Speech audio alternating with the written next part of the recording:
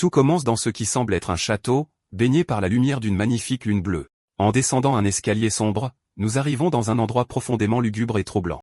De l'intérieur, des bruits de lutte résonnent derrière une imposante grille de fer. Voici notre héros, et il semble être dans une situation terrible. Le jeune homme est enchaîné, couvert de blessures, avec d'étranges outils éparpillés à proximité. Puis un homme aux cheveux blancs l'attrape, remarquant qu'il est assez amusant.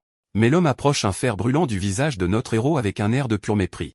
Il continue de parler, notant que seul le protagoniste n'a pas hérité du talent de son clan. Et sans la moindre pitié, il brûle la poitrine du jeune homme totalement sans défense. Ryan hurle d'agonie alors qu'il souffre aux mains de ce maniaque. Le méchant songe que même maudit et sans talent, la vie du garçon est incroyablement tenace. Ryan peut à peine parler, commençant à supplier pour quelque chose alors qu'il est allongé sur le sol. Les larmes aux yeux, le jeune homme supplie l'homme de mettre enfin un terme à sa misère. L'homme se moque, prétendant ne pas le comprendre et qu'il aurait dû laisser sa langue intacte. Il avait espéré extraire quelque chose de la lignée Sermon, mais maintenant il s'ennuyait tout simplement. Se détournant, il dit au protagoniste de ne pas périr tout de suite, car la maison a encore besoin de lui. Mais en vérité, il révèle qu'il célèbre la chute de la maison Sermon depuis 3 ans. Ryan est suspendu à ses chaînes, complètement brisé et dépourvu d'espoir. La seule illumination provient du clair de lune qui filtre par la fenêtre de la cellule. Seul et abandonné dans ce donjon, notre héros demeure au milieu du chaos. Il se souvient alors que 3 ans se sont écoulés depuis sa capture. Il se souvient de sa maison, la grande et très respectée famille Sermon. Sa famille constituait la principale ligne de défense contre les monstres qui menaçaient le royaume. Ces créatures horribles émergeaient de la zone d'ombre pour envahir le continent de Drea, et parmi les 5 grandes maisons du continent, la sienne était la plus importante de toutes. La maison Sermon était connue de tous comme la plus forte et la plus célèbre qui soit, mais tout a changé lorsque son père et ses frères aînés ont disparu sans laisser de traces. Saisissant l'occasion, la maison Fatan y vit une opportunité en or pour attaquer et tout s'approprier. Ils n'ont pas perdu de temps à détruire la famille de notre héros pour voler leur bénédiction sacrée. Ce qu'ils convoitaient le plus était le légendaire sang de dragon, un pouvoir que seuls les Sermons possédaient. Toute personne née avec ce sang devenait un archimage du 7e cercle à seulement 10 ans, et en atteignant 15 ans, ils étaient déjà des maîtres épéistes hautement qualifiés. Mais notre protagoniste n'a pas eu cette chance, car il est né sous une malédiction. Ryan était l'héritier malchanceux et incapable de manier la magie ou de maîtriser la lame. Pour cela, il se lamente en pensant que s'il n'avait pas été maudit, tout aurait été différent. S'il avait eu de la force, la maison Fatan n'aurait jamais réussi à détruire sa famille, et il n'aurait pas eu à endurer toutes les expériences et les tourments de son Fatan. Mais soudain, les pensées du jeune homme changent, et il cesse momentanément de se lamenter. Il est si complètement épuisé qu'il ne peut même plus éprouver de regret pour ce qui s'est passé. À cet instant, il sent quelque chose changer, et une bête colossale se matérialise dans son esprit. Ryan sent que sa vie est sur le point de s'éteindre, et une étrange énergie émane de lui. Des larmes coulent sur son visage, car il peut enfin reposer en paix. À travers sa vision trouble, il aperçoit de petites créatures l'observant depuis l'obscurité. Tout à coup, l'image de cette bête monstrueuse à l'aura violette lui revient en mémoire. Il a alors une vision de son ancien lui terrassant une créature gigantesque. Dans ce souvenir, il paraît en bien meilleure santé, les yeux remplis d'une détermination ardente. Le jeune homme était un guerrier incroyable, affrontant sans peur des hordes de monstres. Son ancien lui semblait confiant, prêt à relever n'importe quel défi. Avec son épée, il taillait en pièces chaque ennemi qui osait croiser son chemin. Il a même combattu un géant maniant une hache qui semblait immensément puissant. Et après la bataille, il fut confronté à une figure brillante et dorée dans le ciel. Cet être céleste l'observait avec un sourire étrange et un air de supériorité. Sans hésiter, le Ryan du passé chargea avec ses épées pour frapper l'être. Mais la créature dorée serra simplement le poing, libérant une quantité massive de puissance. Immédiatement après, une explosion aveuglante de lumière dorée anéantit tout aux alentours. L'entité révèle alors sa forme complète, vêtue d'une armure et maniant une épée de lumière. Cet être tend la main, déclarant qu'il exaucera le vœu de notre protagoniste. De retour dans le présent, Ryan entend quelqu'un l'appeler et ouvre brusquement les yeux, surpris. Une jeune fille blonde à lunettes crie désespérément le nom du jeune maître. À cet instant, les yeux du jeune homme se mettent à rayonner d'une intense lumière bleue. Il se réveille, désorienté, et voit une servante nommée Colin le regarder avec une grande inquiétude. Ryan la reconnaît comme la nounou de la maison Sermon mais se demande pourquoi elle a l'air si jeune. En regardant autour de lui, il réalise qu'il est de retour dans son ancien manoir et est complètement stupéfait. Désespéré, il demande un miroir à la jeune femme, la laissant totalement confuse. Quand il s'y regarde, il voit son propre visage d'enfant et reste sans voix. Il demande alors à la jeune fille la date du jour, et elle répond immédiatement. Le jeune homme est choqué d'apprendre qu'ils sont en l'an 1892. Il réalise qu'il a voyagé dans le temps, à l'époque où il n'avait que 12 ans. Ses yeux se mettent à brûler d'intensité alors qu'il se souvient d'un événement capital. En regardant par la fenêtre, le garçon se souvient de ce qui s'est passé durant cette période précise. C'est à ce moment précis que la maison Fatan a commencé à comploter la chute de sa famille. L'image de l'être doré lui promettant d'exaucer son vœu envahit son esprit. Il se demande, ses cheveux brillants, s'il est vraiment retourné dans le passé. Juste à ce moment-là, des bruits de pas se rapprochent et quelqu'un entre dans la pièce. Un homme plus âgé apparaît, disant qu'il pensait que le jeune homme faisait encore semblant. Rian regarde le nouvel arrivant et le reconnaît instantanément, son expression surprise. C'était Alejandro, capitaine des chevaliers de la famille Sermon et son ancien maître. Le capitaine étudie le garçon et note qu'il n'a vraiment pas l'air bien. Pour cette raison, il décide que le protagoniste peut sauter l'entraînement pour la journée. Mais Rian se tourne vers la servante, déclarant qu'il ne manquera pas l'entraînement, ce qui la déconcerte. Alejandro observe le jeune homme avec un regard sérieux et méfiant après cette réponse. Mais notre héros offre simplement un sourire confiant et insiste sur le fait qu'il se sent bien. Il demande alors quel sera l'entraînement du jour, laissant son maître assez surpris. Le capitaine répond que c'est l'entraînement d'escrime et lui demande s'il souhaite vraiment refuser de se reposer. Voyant l'attitude confiante et inhabituelle du garçon, Alejandro lui demande s'il est vraiment le jeune maître. Avec conviction, le jeune homme serre le poing et confirme qu'il est, sans aucun doute, Rian Sermon. Son maître se demande si c'est un vœu ou une régression, mais décide finalement que cela n'a pas d'importance. L'épée du jeune homme à la main, il suggère de sauter l'entraînement et d'aller chasser des monstres à la place.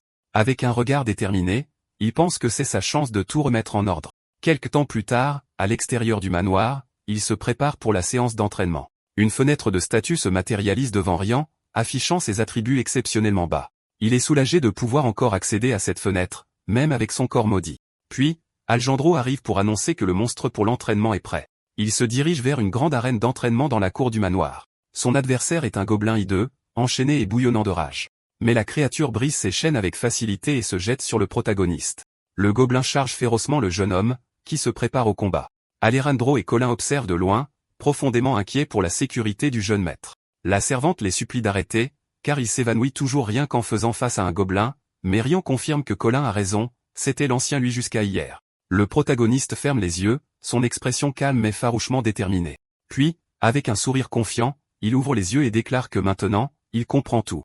À ce moment, une alerte système clignote, la malédiction s'active, augmentant sa peur des monstres. Il comprend maintenant que la terreur qu'il ressentait faisait partie de la malédiction du roi démon. Voyant le jeune homme figé une fois de plus, Alejandro soupire, clairement déçu par la scène. Le maître décide que 100 est assez pour aujourd'hui et tente de mettre fin à l'entraînement du garçon. Cependant, notre héros refuse de reculer, insistant sur le fait qu'il n'a pas encore terminé. Faisant un pas ferme en avant, il crie que ce n'est toujours pas assez pour lui. Le gobelin saisit l'occasion, se jetant une fois de plus sur le jeune homme sans défense. Rian est paralysé par la peur, mais il se bat pour se libérer de l'emprise de la malédiction. Il peine à bouger ses pieds, qui semblent comme enracinés au sol par la terreur. Le jeune homme se dit qu'il n'est plus la même personne et qu'il peut vaincre un simple gobelin.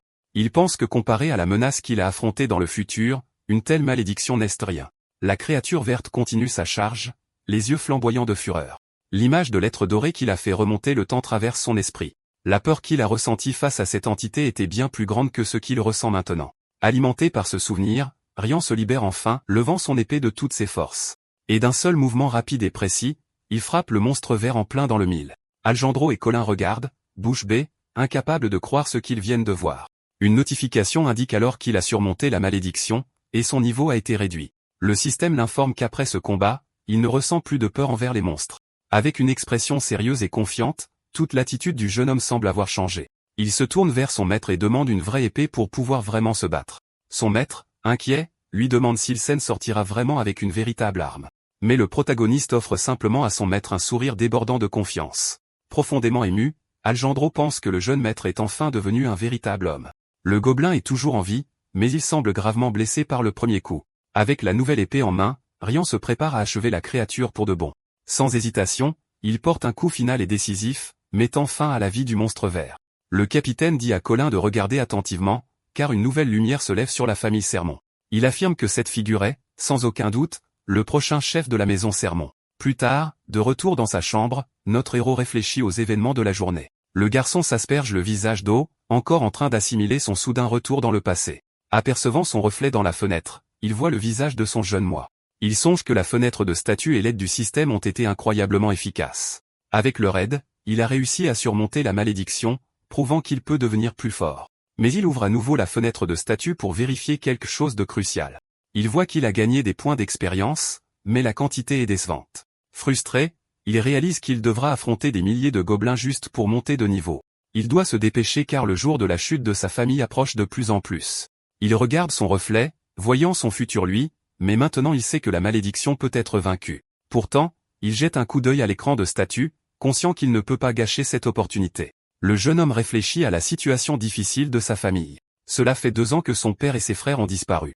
Ils s'accrochent à leur statut de grande maison par un fil, mais leurs ennemis n'ont pas encore frappé. Le poing serré, il se confirme qu'il a une méthode pour monter de niveau. Avec un sourire et une aura bleue brillant dans sa main, il déclare qu'il est temps de tester la deuxième méthode. Peu après, une femme aux cheveux rouges vifs et portant un masque fait une entrée imposante. La scène se déplace vers un autre endroit dans le même élégant manoir.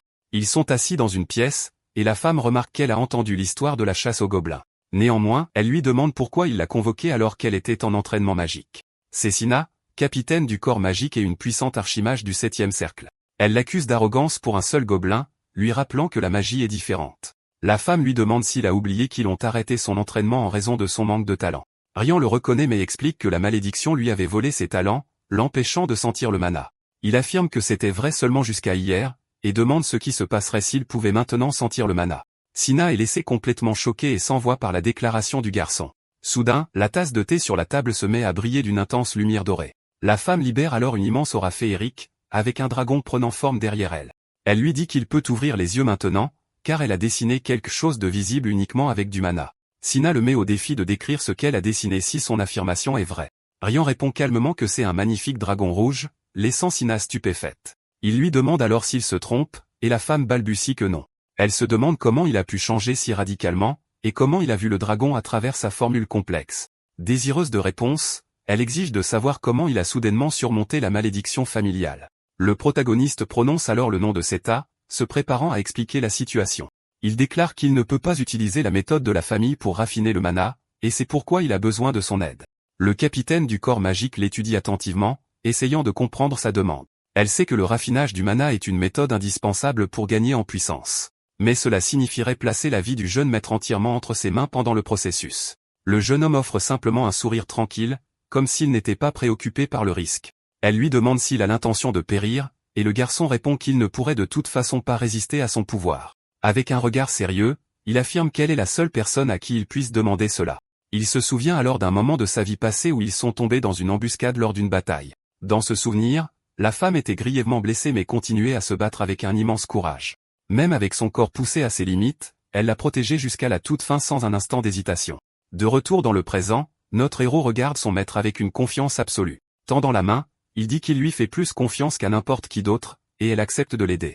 Le jeune homme enlève alors une partie de ses vêtements, se préparant pour le rituel de raffinage. Alors qu'il s'agenouille, une étrange marque sur sa poitrine commence à briller, ainsi qu'une aura bleue enveloppant son corps. Seta annonce qu'elle commence, et une brume rose commence à remplir la pièce. Seta emploie la méthode de raffinage de la terre bleue, une technique connue seulement des héritiers directs. Le protagoniste se souvient de s'être entraîné avec cette méthode à Aedian pour devenir plus fort. La mage le sermonne, l'exhortant à se concentrer car le processus est extrêmement dangereux. Elle le prévient de la douleur intense qu'il ressentira et qu'il ne doit émettre aucun son ni bouger.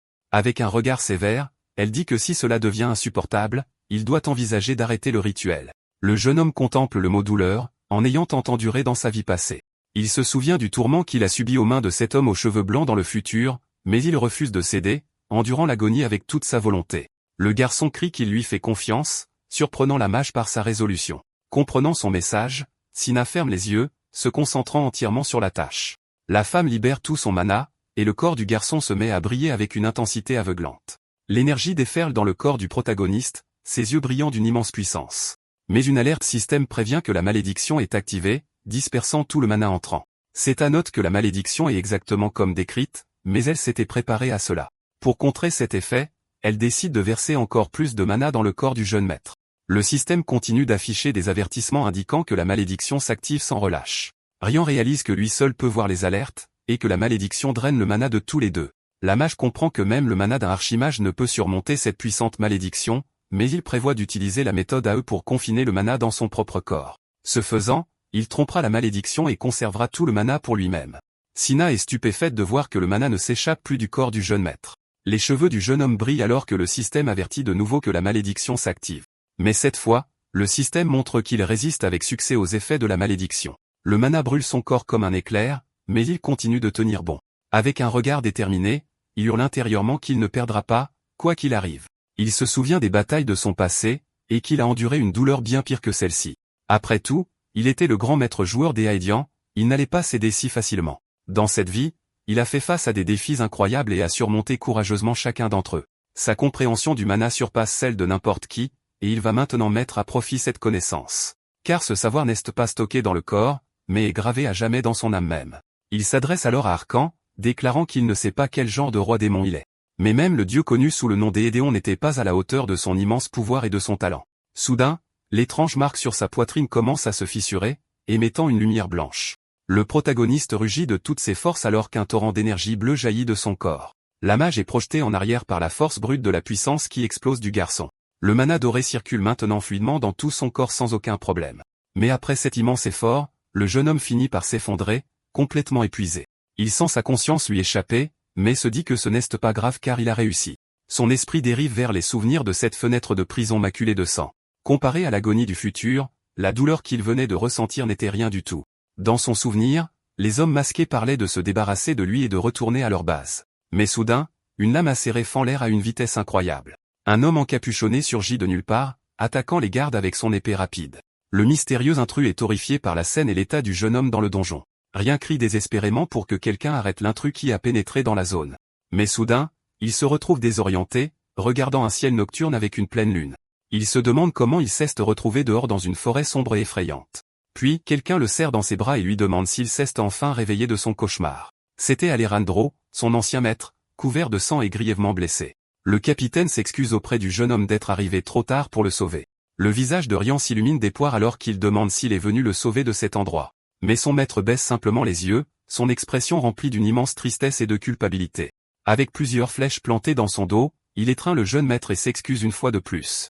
En voyant son maître périr dans ses bras, le protagoniste hurle et pleure dans un désespoir total. Les larmes coulant sur son visage, le garçon se réveille enfin de ce terrible rêve. Il était de retour dans son lit, en sécurité, réalisant que tout cela n'était qu'un cauchemar. Le raffinement du mana a été un succès, mais revivre ce souvenir horrible a plombé son humeur. Il se souvient de la mort de ses amis, mais maintenant il a un moyen d'empêcher tout cela. Avec une boule de mana dans sa main, il sait que son nouveau pouvoir doit rester secret, surtout pour la famille Fatan car il n'est pas encore assez fort pour les arrêter.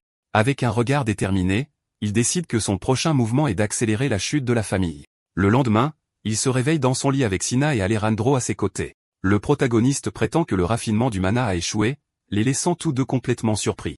La mage et son maître sont perplexes, ne comprenant pas ce que le garçon veut dire. Le jeune homme reste au lit pendant que les deux autres attendent une explication logique. Il se dit que révéler la vérité serait beaucoup trop risqué.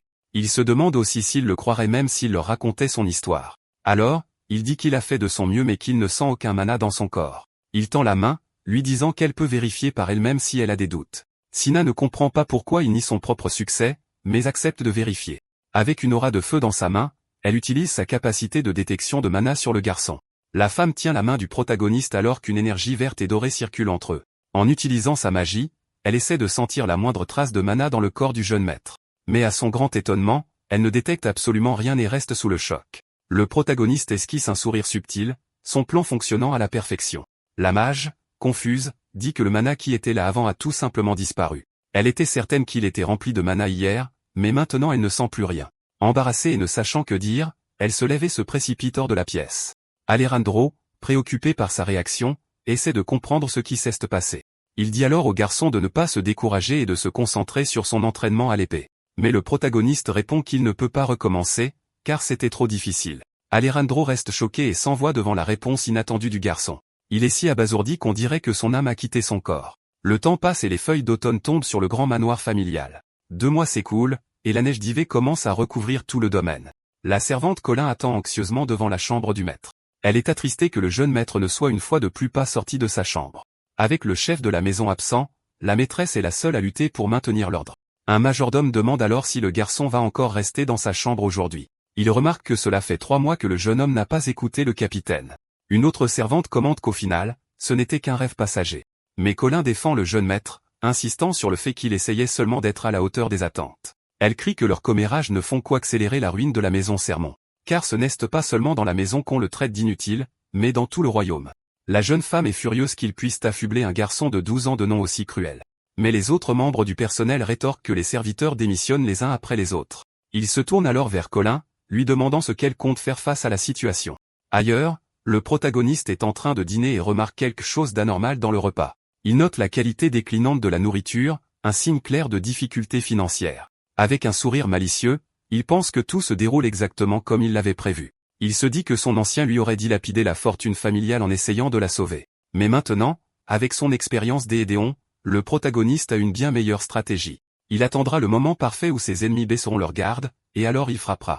La chute de la famille a commencé avec la disparition de son père et de ses frères aînés. Les terrains d'entraînement autrefois animés sont maintenant presque déserts. Il ne reste que quelques chevaliers sans talent et des serviteurs peu enclins à travailler. Même les nobles qui cherchaient autrefois à se lier d'amitié avec le prochain chef ont cessé leur visite. Témoins du chaos de la famille, ils ont simplement tourné le dos et sont partis. Cela permet au garçon d'agir librement comme un reclus sans que personne ne se doute de rien. Mais la ruine progresse plus lentement que prévu, il doit donc être plus méticuleux. Soudain, Colin fait irruption dans sa chambre, criant désespérément son nom. Elle lui dit que c'est l'heure de l'entraînement et que le capitaine des chevaliers attend. Le jeune maître arbore une expression ennuyée, ne voulant clairement pas quitter son lit pour s'entraîner.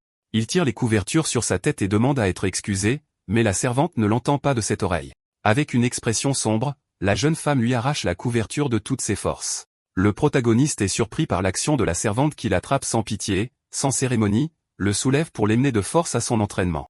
Les dents serrées et le regard déterminé, la jeune femme montre qu'elle ne plaisante pas. Elle crie qu'elle n'abandonnera jamais la maison Sermon, se souvenant de l'époque où il n'était qu'un bébé. Le jeune homme rit de la situation alors qu'elle le transporte hors de la pièce comme un sac de pommes de terre.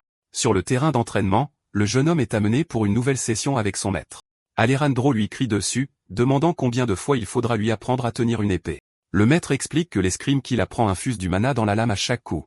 Avec un air ennuyé, le protagoniste pense que son maître n'a pas non plus abandonné l'espoir en lui. Il veut récompenser leur loyauté, mais il ne peut pas se faire surprendre à s'entraîner secrètement la nuit. La domination corporelle est une compétence étrange utilisée pour masquer le véritable état de son corps. Soudain, le système lui notifie que son expérience a augmenté, lui accordant de nouveaux points. Ses statistiques d'endurance et de force augmentent, et il ressent une douleur étrange et aiguë. Pris de panique, le jeune homme prétend avoir besoin des toilettes et s'enfuit de la séance d'entraînement. Dans la salle de bain, il se rend compte que la compétence est encore instable et peut se briser avec des mouvements brusques. Il ouvre sa fenêtre de statut pour vérifier ses progrès après tant d'entraînement. Le garçon est maintenant niveau 3, et ses attributs ont considérablement augmenté depuis le début. Avec un sourire, il voit que 3 mois d'entraînement secret portent leurs fruits. Il prévoit de monter de niveau une fois que ses attributs atteindront 20, ce qui lui permettra d'obtenir la classe fantôme.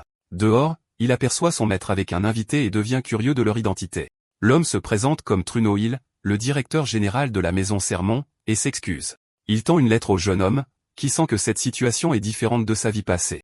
Rian prend le parchemin, connaissant déjà son contenu grâce à son expérience passée. La lettre contient une invitation à une fête organisée par le second prince, Kyle Daron. Ce jour-là même, la dernière pièce du plan pour la chute de la maison Sermon fut mise en branle. Sur le chemin de la fête, le protagoniste bâille de sommeil à l'intérieur du carrosse. Truno remarque qu'il dort depuis leur départ, et le jeune homme se plaint de Colin. Il se souvient de la servante choisissant avec enthousiasme ses vêtements jusque tard dans la nuit. Le directeur dit qu'il comprend puisque ni Alejandro ni Sina ne sont avec eux. Et tout récemment, une grande horde de monstres est soudainement apparue à la frontière. Le devoir de la famille Sermon est d'empêcher ces monstres d'entrer sur le continent. Et avec Sina comme chef par intérim, elle ne pouvait refuser la convocation de la maîtresse. En conséquence, un gamin de 12 ans se rend à la capitale en tant que représentant de la famille. Mais Truno insiste sur le fait que personne dans le royaume n'oserait faire du mal à un membre direct des Sermons. Rian pense que ce serait peut-être vrai si la famille était encore aussi puissante qu'elle l'était autrefois. Maintenant que la famille est affaiblie, son chef doit personnellement assister à la célébration d'anniversaire. Le garçon sourit, pensant à la façon dont il a lui-même orchestré cette situation. Ils arrivent enfin à Derbonne, la capitale royale du royaume de Darien. La ville est grande et magnifique, remplie d'une architecture imposante et bien conçue. Une foule de serviteurs et de servantes les attend à l'entrée du grand palais. Alors qu'il descend du carrosse, il est accueilli par une femme blonde et un garde. Un homme aux cheveux blonds avec un sourire suspect l'accueille en tant que dragon de Drea. C'est Kyle Darin, le second prince du royaume de Darin et l'hôte de la fête. Truno exprime sa gratitude pour l'invitation et l'hospitalité du royaume au nom du jeune maître, mais Rian se moque intérieurement du mot hospitalité en fixant le prince. En chemin, il sentait les regards de chaque citoyen fixés sur leur carrosse. La famille était autrefois si respectée que tout le monde s'inquiétait de son déclin. Des regards de pitié et d'inquiétude pour l'avenir venaient de toutes parts. Des rumeurs sur le garçon s'étaient répandues, le dépeignant comme un délinquant. Il remarqua les expressions méprisantes des nobles, mais tout cela faisait partie de son plan. Avec un sourire confiant, il pense que tout se déroule exactement comme il l'avait prévu. Le jeune homme joue alors le rôle d'un idiot, saluant tout le monde avec un sourire forcé et joyeux. Truno est mortifié par le comportement du jeune maître et ne sait plus où se mettre. Les autres invités se moquent et raillent sans pitié la situation difficile du garçon. Une lueur malicieuse dans les yeux, il se demande combien de temps encore il devra continuer cette mascarade. Ailleurs, quelques gardes discutent de l'arrivée du jeune maître au château. Ils étaient arrivés une semaine à l'avance pour protéger le garçon pendant les festivités. Ils sont venus tôt pour qu'il puisse interagir avec d'autres nobles, mais cela n'est jamais arrivé. L'un d'eux se souvient que le jeune homme n'a même pas réussi à saluer correctement. Et depuis son arrivée, il n'a pas quitté sa chambre une seule fois, frustrant tout le monde. Un garde se plaint que la fête regorge de mets fins, de boissons et de belles femmes. Frustré, le capitaine a envoyé la nouvelle recrue pour essayer de persuader le jeune maître. Mais la recrue revient pour rapporter que le garçon assistera au banquet de ce soir et demande son escorte. Rian se dit que ces derniers jours lui ont permis de s'entraîner sans aucune distraction. Il regarde par la fenêtre, pensant que sa participation au banquet n'est pas simplement par égard pour les gardes. Il a un objectif plus grand en tête et ne laissera pas cette opportunité lui échapper. Il sait que cet homme arrivera aujourd'hui, et il doit être prêt pour leur rencontre. L'homme qu'il a tourmenté dans le futur, son Fatan, l'ennemi juré de sa famille. Plus tard, au banquet royal, l'atmosphère est vibrante alors que tout le monde profite de la célébration. Soudain, un annonceur déclare l'arrivée du jeune maître son Fatan. Les portes s'ouvrent en grand, et une lumière éclatante inonde l'entrée de la grande salle de bal. Son Fatan entre avec une posture imposante et une expression de pure arrogance. Il traverse la salle avec ses gardes alors que tous les yeux se tournent vers lui avec admiration. Truno le regarde avec dédain alors que le jeune homme s'approche pour le saluer. Son reconnaît le majordome et le salue avec un sourire hypocrite. Il mentionne avoir entendu dire que la maison Sermon est arrivée la première et demande des nouvelles du jeune maître. D'un ton provocateur, il demande où se trouve le célèbre Rian Sermon. Truno devient nerveux à cette question, ne sachant comment répondre au jeune homme. Son évoque ensuite les rumeurs sur le déclin de la maison Sermon pour narguer le majordome. Il se vante d'avoir atteint le 5e cercle de magie à seulement 15 ans. Mais insulter la maison Sermon sur son propre terrain était plus que ce que Truno pouvait tolérer. Son prétend ne pas croire aux rumeurs et insiste sur le fait qu'il devrait punir quiconque a déshonoré la maison. Truno est enragé par l'audace du jeune homme, le traitant de délinquant en face. À ce moment, une voix annonce l'entrée du dragon de Drea, le jeune maître Rian. Son se tourne vers la porte pour voir le protagoniste entrer avec un air confiant. Truno est stupéfait, se demandant pourquoi le garçon a soudainement décidé de quitter sa chambre. Une aura radieuse enveloppe le protagoniste, qui se comporte maintenant comme un vrai noble. Vêtu d'un costume élégant, il dégage une confiance qui impressionne tout le monde dans la salle. Les invités murmurent qu'il semble très différent des rumeurs qu'il avait entendues. Il commente que sa présence digne ne semble pas indiquer une famille en déclin. Son s'irrite en voyant le nom Sermon capter une fois de plus l'attention de tous. Bouillonnant de jalousie, il serre fermement le poing en regardant le jeune maître. Rian s'approche de son rival avec un regard de défi et une posture assurée. Il demande s'il est son Fatan, disant que son frère lui a beaucoup parlé de lui. Truno est surpris d'entendre le nom de Lat, le 4e fils disparu de la famille. D'autres invités commencent également à chuchoter à propos du parent disparu du garçon. Son, troublé, répond qu'il sait aussi quelque chose sur le jeune maître. Mais Rian le coupe, disant que son frère l'a décrit comme une personne exceptionnellement gentille. Il le loue, notant que même après avoir quitté l'académie en quelques mois, sa réputation était excellente. Un sourire provocateur se dessine sur ses lèvres alors qu'il se tourne vers son rival, qui bout de rage. Le protagoniste se souvient comment il a soi-disant protégé un camarade de classe harcelé à l'académie, et comment il a aussi aidé une étudiante qui se faisait harceler par d'autres. Son devient de plus en plus furieux à chaque mention de ses bonnes actions fabriquées. Le jeune homme continue ses provocations, mentionnant quelque chose à propos des genoux de son frère. Truno intervient alors, disant qu'il a entendu que Son avait apporté un excellent remède pour Lat. Le majordome dit que le capitaine avait un message, mais il semble l'avoir oublié. Rian se penche près de son rival et lui murmure quelque chose à l'oreille avec un sourire narquois. En colère, Truno éloigne le garçon, lui disant d'arrêter de fixer son rival. Avec une aura bleue vacillant dans ses yeux, le protagoniste savoure la réaction de Son. Son est furieux de l'insulte, n'arrivant pas à croire au culot du jeune maître. Les yeux remplis de haine, il se demande comment Rian ose le menacer de la sorte. Mais notre héros l'ignore, pensant que Son doit devenir encore plus enragé, car la colère de son ennemi est une graine cruciale pour son grand plan. Plus tard, dans ses quartiers, Son est complètement consumé par un accès de rage. Il fracasse un vase sur le sol, hurlant que la salle de banquet n'est pas un champ de bataille. Les yeux remplis de haine, il maudit Rian, se souvenant de ce que le garçon a dit à propos de Lat.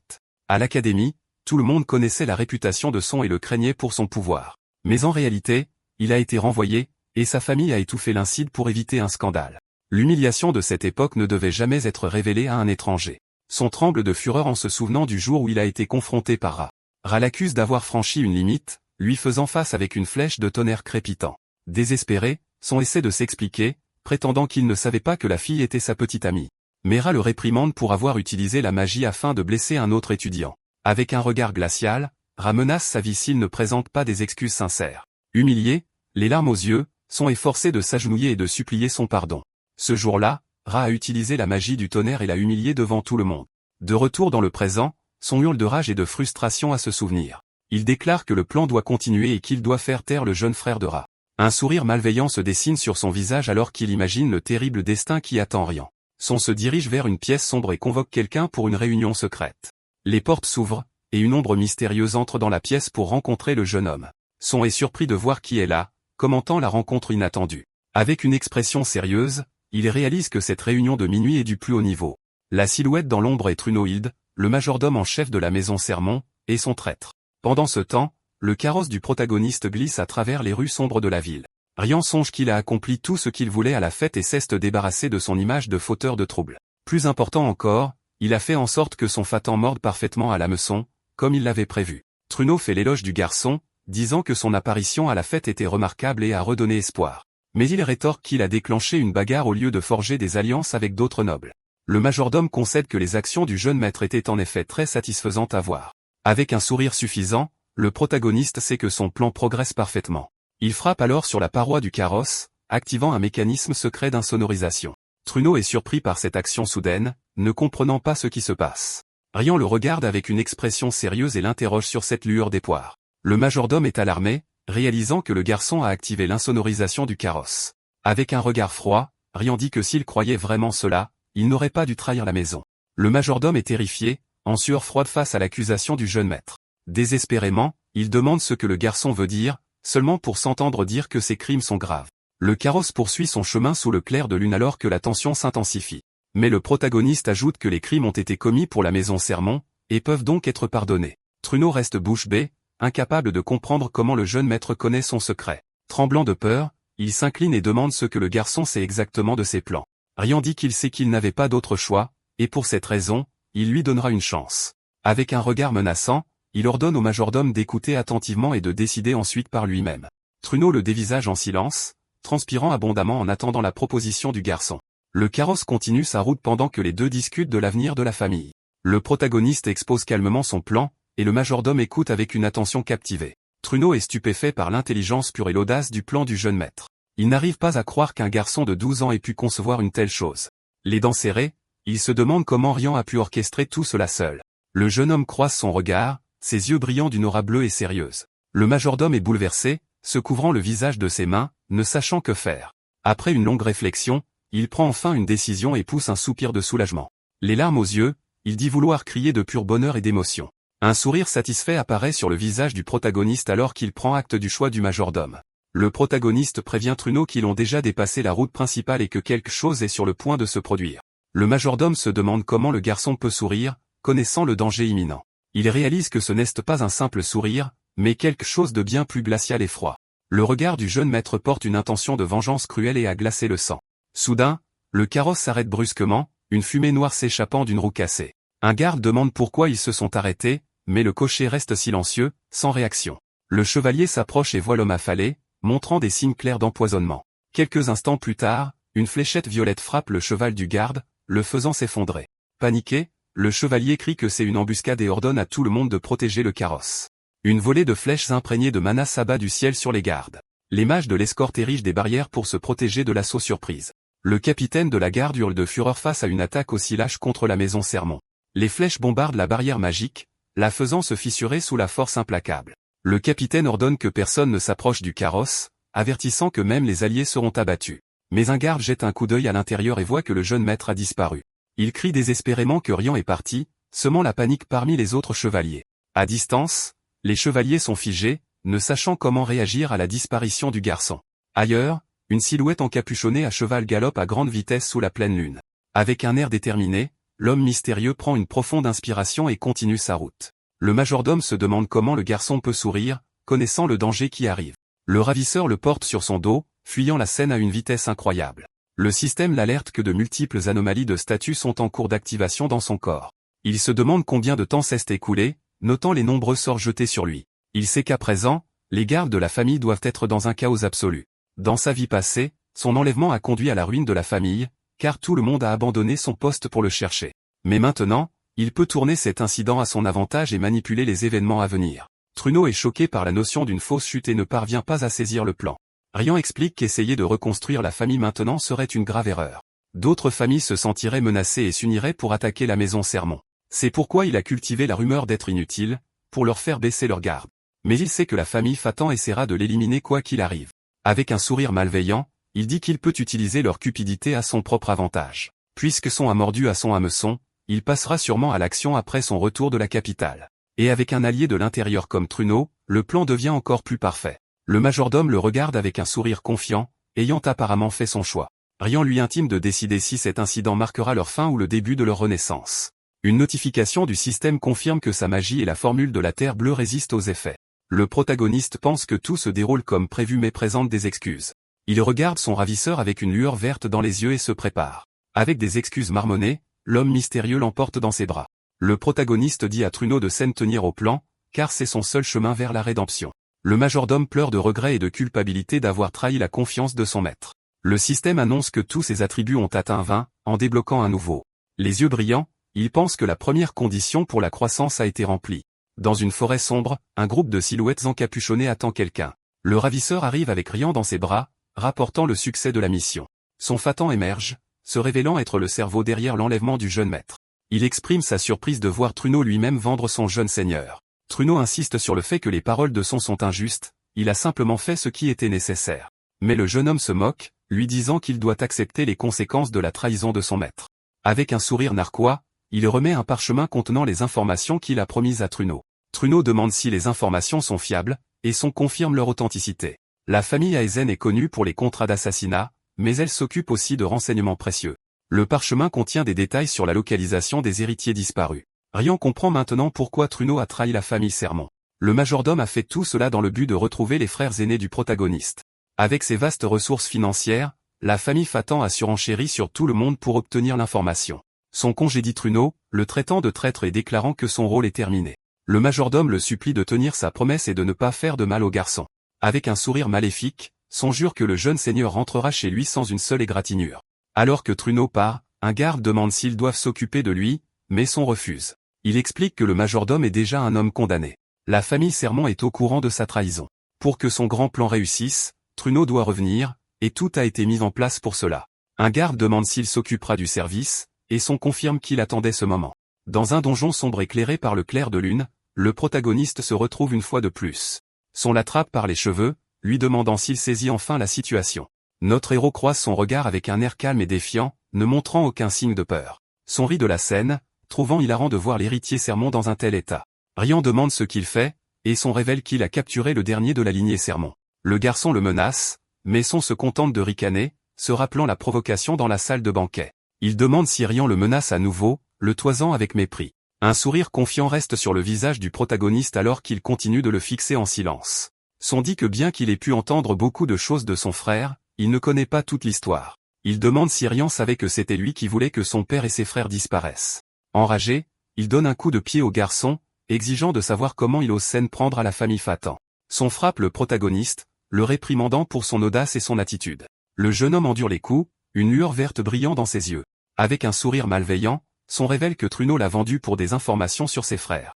Il crie que personne ne viendra le sauver et que tout cela fait partie de son plan directeur. Cet enlèvement est la pierre angulaire de la guerre imminente entre les familles Fatan et Sermon. Avec dédain, Rian pense que Son parle beaucoup trop pour quelqu'un dans sa position. Un sourire confiant sur le visage, le protagoniste déchaîne une aura verte et se prépare à agir. Son est stupéfait de voir de l'énergie émaner du corps du jeune maître. Le garçon active un cercle magique, et une lumière verte éclatante inonde le donjon. Le cercle magique s'étend, créant un sceau puissant autour de toute la zone. Son protège son visage, terrifié par la magie inattendue du garçon qu'il avait sous-estimé. L'énergie verte enveloppe tout le corps de Son alors qu'il peine à comprendre la situation. Rian déclare qu'il a attendu ce jour depuis son retour à Drea, et maintenant il aura sa vengeance. Terrifié, Son exige de savoir ce qui se passe, mais le garçon reste silencieux. Il regarde simplement son ennemi se faire prendre sans pitié dans son piège magique. Une lumière verte jaillit du sommet d'une tour sur fond de ciel nocturne et de pleine lune. La magie de Rian piège Son, le soulevant dans les airs et le rendant complètement impuissant. Son cri de désespoir, demandant pourquoi rien ne lui arrive. Il suppose que le garçon a fait tout ça juste pour gagner quelques secondes de plus. Rian s'approche, le traite d'idiot et lui rappelle quelque chose d'important. Il le regarde de haut avec une expression sérieuse et un sourire méprisant. Le protagoniste dit qu'il parle trop, et qu'il est maintenant temps de payer pour ses crimes. L'énergie verte se resserre autour du cou de Son, et il commence à suffoquer à cause de la magie. Il tousse, ressentant une terrible douleur dans sa gorge, incapable de respirer. Paniqué, Son réalise qu'il ne peut plus parler et commence à perdre la tête.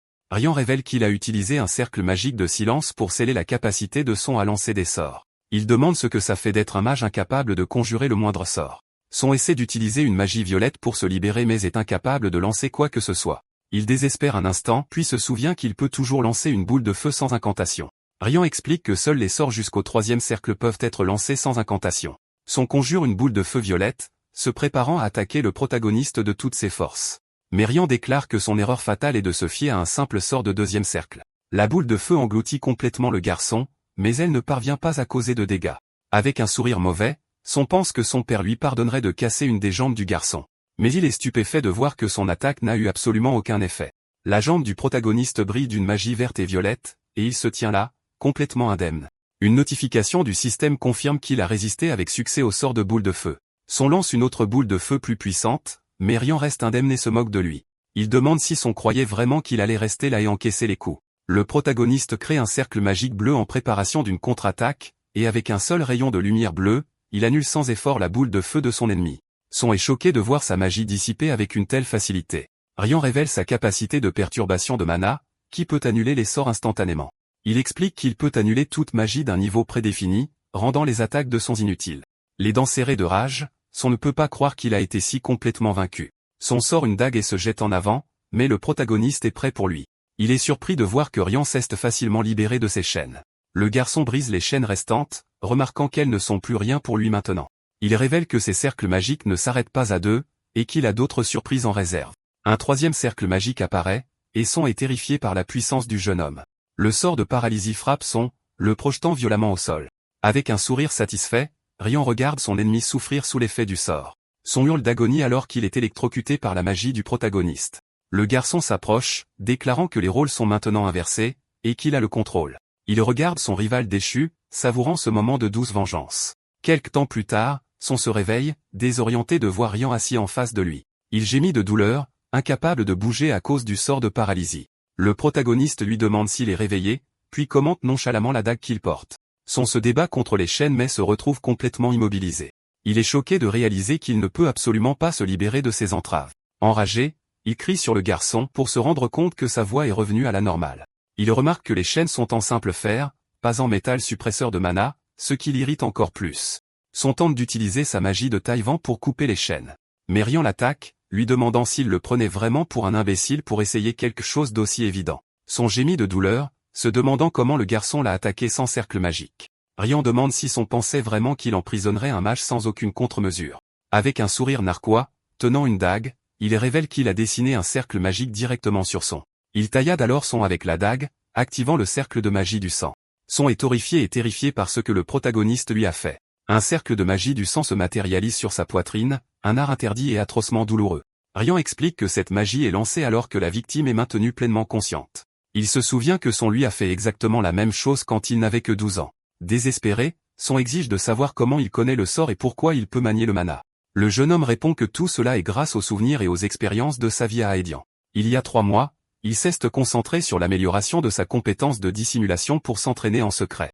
Acquérir d'autres compétences était simple, grâce au secret des circuits qu'il avait appris. Chaque compétence possède un circuit unique, et du mana y est injecté pour l'activer. En tant que maître joueur, il peut percevoir ces circuits et se souvient de chaque compétence. Par conséquent, il n'a pas besoin d'étudier ou de s'entraîner de manière répétitive pour acquérir une nouvelle compétence. Pour lui, l'entraînement n'est qu'un raccourci pour augmenter rapidement sa force. Utilisant sa compétence de dissimulation, il a quitté le manoir et a posé des pièges pour attraper Son. Réactiver le cercle magique était destiné à amplifier la douleur que Son avait prévu d'infliger. Avec la dague ensanglantée en main, il déclare que Son va maintenant ressentir cette même douleur. Une explosion de lumière rouge illumine la tour alors que la vengeance du protagoniste commence. Son hurle en suppliant que cela s'arrête, car la douleur du cercle magique est insupportable. Dague en main, Rian demande avec un sourire s'il devrait s'arrêter là pour aujourd'hui.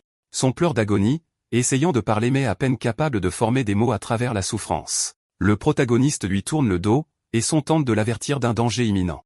Il crie que les hommes de Fatan arriveront bientôt et que Rian doit s'échapper. Le garçon demande comment il sait que les renforts sont à une semaine de là, surprenant Son. Rian révèle qu'il sait que Son a ordonné à ses hommes de revenir dans une semaine pour le tourmenter. Son est choqué, réalisant que le protagoniste n'était pas inconscient pendant tout ce temps. Mais Rian ajoute que, connaissant sa personnalité, il ne l'aurait pas sincèrement averti du danger. Les dents serrées, Son réalise qu'il a été trompé et qu'il est tombé droit dans le piège du garçon. Le protagoniste mentionne l'unité directe de la famille Fatan, les doigts de la maison. Désespéré, Son crie qu'il dit la vérité et que des renforts sont en route. Mais Rian l'ignore et lui assène un coup de poing au visage, le faisant taire pour de bon. Le cercle de magie du sang sur sa poitrine brille intensément alors que le supplice reprend. Le garçon lui dit de continuer à crier, promettant de ne plus le toucher pour le reste de la journée. Son hurle le nom de Rian, sa voix remplie de toute la haine et la douleur qu'il ressent. Le protagoniste se prépare à accueillir les invités qui arriveront sous peu. Il doit se préparer à affronter l'élite de la maison Fatan, et il n'y a pas de place pour l'erreur. Une semaine plus tard, sous un ciel orangé, les renforts atteignent enfin les lieux. Les hommes encapuchonnés demandent si c'est le bon endroit, et l'un d'eux le confirme avec certitude. Une semaine s'est écoulée depuis que Son a enlevé le garçon, sans aucun contact depuis. Le chef d'équipe demande si quelqu'un d'autre s'est approché au cours de la dernière semaine. Les gardes rapportent que personne ne l'a fait, et qu'ils ont surveillé tous les passages. Avec une aura violette, le chef s'inquiète que Son se soit peut-être laissé emporter par le supplice. Il saisit son bâton, se rappelant que l'ordre était de ramener le gamin sermon vivant. Il annonce qu'il entre, mais un garde tente de l'arrêter en vain. Le chef affirme que les ordres du chef de famille sont absolus pour les doigts, et avec sa magie violette, il pulvérise la porte du donjon dans une explosion. Il décide d'entrer seul, ordonnant à ses hommes d'attendre dehors. D'un air sévère, il leur dit qu'il ne ferait que le gêner et qu'ils doivent obéir. Le chef s'aventure seul dans le donjon, se déplaçant prudemment dans l'obscurité. Il descend les escaliers avec précaution, sentant que quelque chose ne va pas. Avec un sentiment étrange, il perçoit une présence sinistre mais ne détecte aucun mana. Soudain, plusieurs cercles magiques s'illuminent sur les murs, le prenant par surprise. Il s'élance pour échapper aux pièges qui ont été activés tout le long de l'escalier. Désespéré, il érige une barrière pour se protéger des assauts magiques du piège.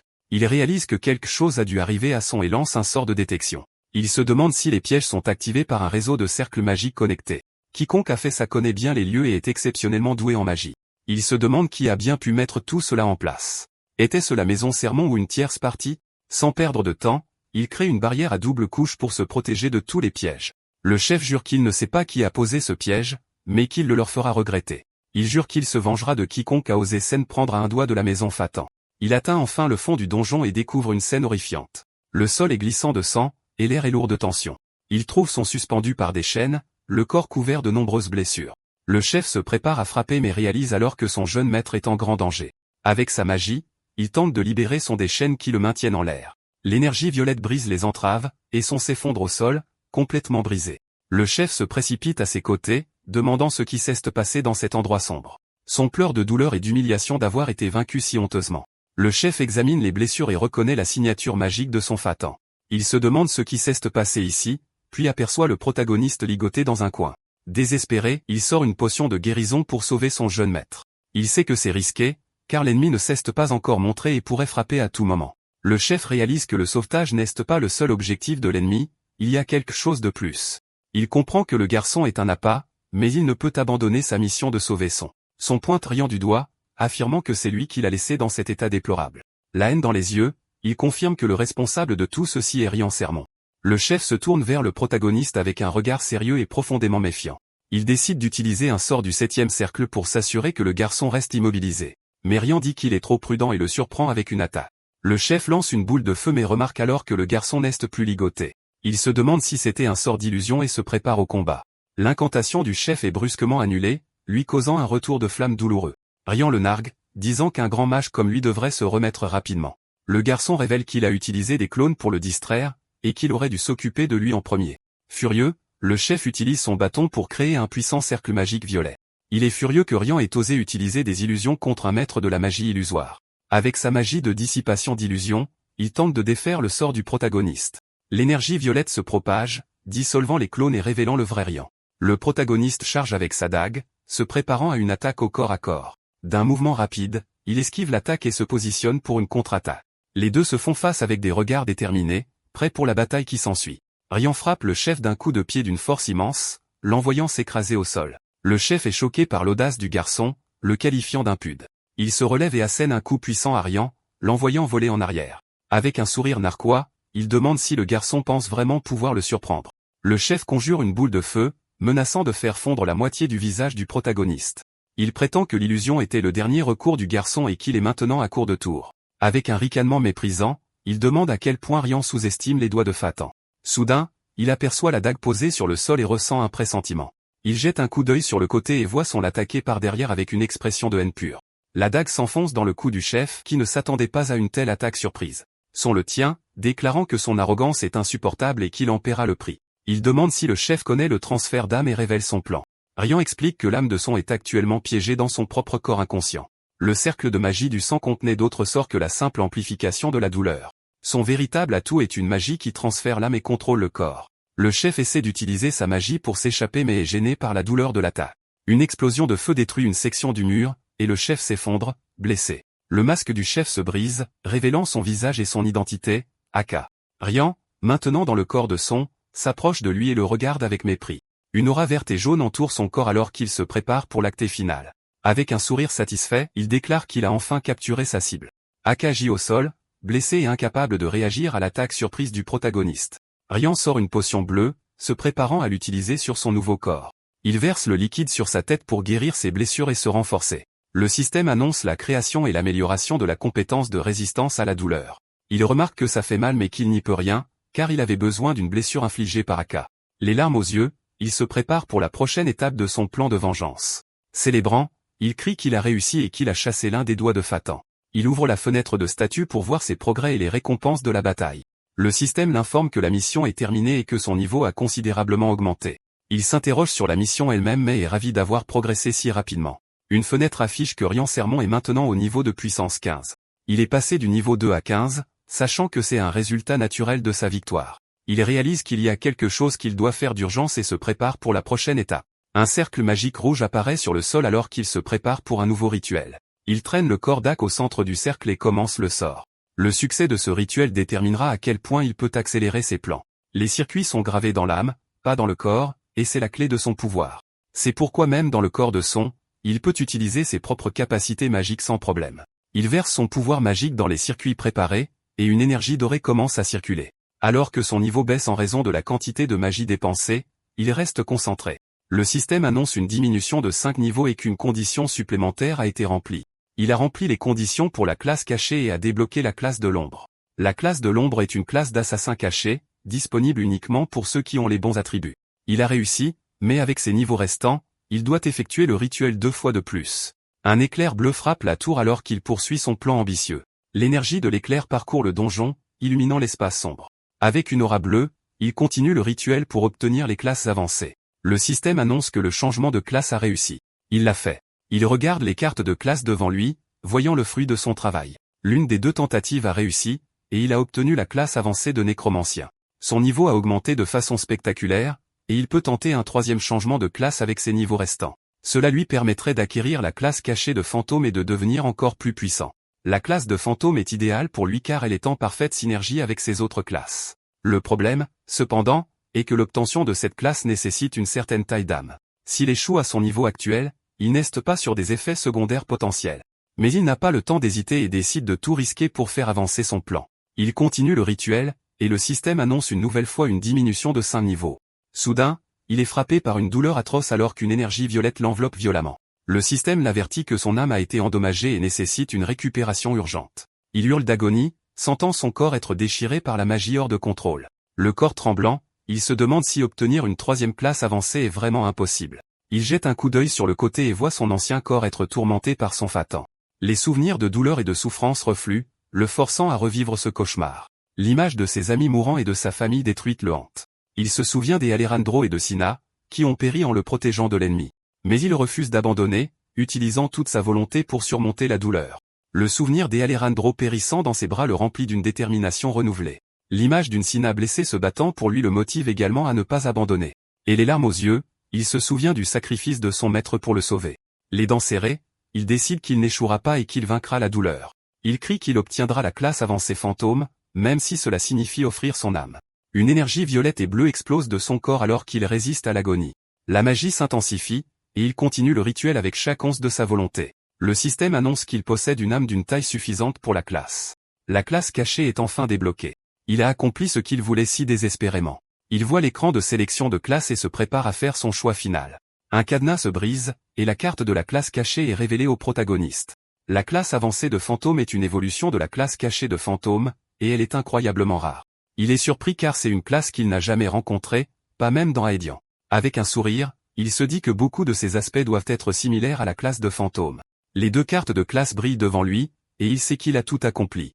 Avec un air de satisfaction, il déclare qu'il a obtenu tout ce qu'il désirait et qu'il est prêt. Maintenant, il est temps d'exécuter le plan original et de se venger de ses ennemis. La capacité passive de la classe de fantôme améliore la nécromancie de l'utilisateur. Il a traversé tout cela pour pouvoir utiliser le corps de l'archimage dans son plan de vengeance. Avec une aura violette, il espère que ce précieux matériau pourra résister à ce qui va suivre. S'il réussit, il pourra considérablement raccourcir le calendrier de sa vengeance. Le système annonce que la création de Lich a été activée, et le rituel commence. Les yeux d'Ag brillent d'une intense lumière violette alors qu'il subit la transformation. Mais la création de la Lich échoue, une création spéciale de mort-vivant est activée à la place. Les yeux écarquillés, Rian est surpris par le résultat inattendu du rituel. Une ombre violette émerge du corps d'Ag et commence à prendre une nouvelle forme. L'énergie sombre se rassemble, créant une silhouette imposante et terrifiante. Une créature vêtue d'une armure noire avec une aura violette se matérialise devant Rian. Le système annonce la création réussie d'un mort-vivant spécial et puissant. Une fenêtre apparaît, lui demandant s'il souhaite nommer sa nouvelle création. Une explosion de lumière violette illumine la tour, attirant l'attention des gardes à l'extérieur. Les gardes sont surpris par l'explosion et se demandent ce qui se passe. Désespéré, l'un d'eux crie, demandant où se trouve le jeune maître son. Il trouve la zone détruite et s'inquiète de ce qui a pu se passer. Rian, dans le corps de son, apparaît, portant son ancien corps sur ses épaules. Les gardes crient le nom de leur jeune maître, soulagés de le voir en vie. Il prétend que Aka était responsable de tout, trompant les gardes avec son jeu d'acteur. En colère, il crie qu'un des doigts de Fatan l'a trahi et l'a attaqué dans le donjon. Il dit qu'il a piégé Aka avec un artefact mais que le sceau ne tiendra pas longtemps. Rian ordonne à ses hommes de lui faire gagner du temps pour s'échapper et retourner auprès de sa famille.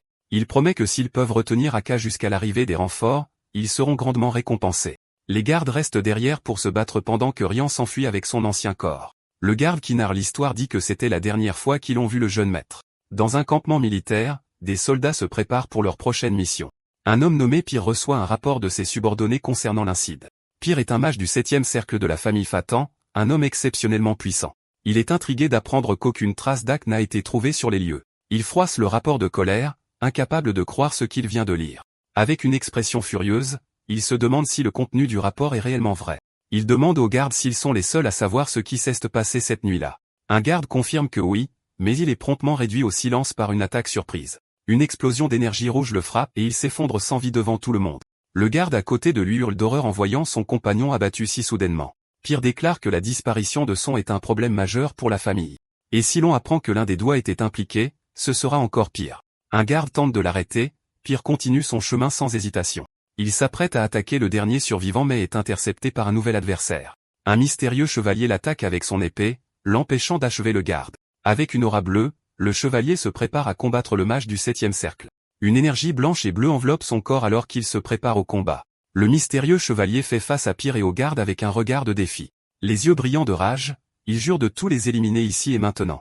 Il les accuse d'avoir déclenché cette guerre et exige qu'ils lui livrent le jeune maître Rian. Pyr réalise que ce n'est pas un simple soupçon, mais une ferme conviction de leur culpabilité. Il désigne les structures suspectes et l'installation souterraine qu'ils ont découverte. Pyr prétend ne pas savoir où est le chef de la famille Sermon, ajoutant que son a également disparu. Il demande leur coopération pour les recherches, mais Alejandro lui ordonne avec colère de se taire. Un homme aux cheveux violets apparaît, se joignant à la discussion tendue avec une expression sérieuse.